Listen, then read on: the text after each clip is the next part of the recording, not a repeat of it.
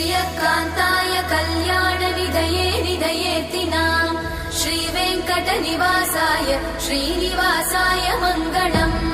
लक्ष्मी सविभ्रमालोकसुभ्रूविभ्रमचक्षुषे चक्षुषे सर्वलोकानां वेङ्कटेशाय मङ्गलम् श्रीवेङ्कटाद्रिशृङ्गाग्रमङ्गलाभरणाङ्गये मङ्गलानां निवासाय श्रीनिवासाय मङ्गलम्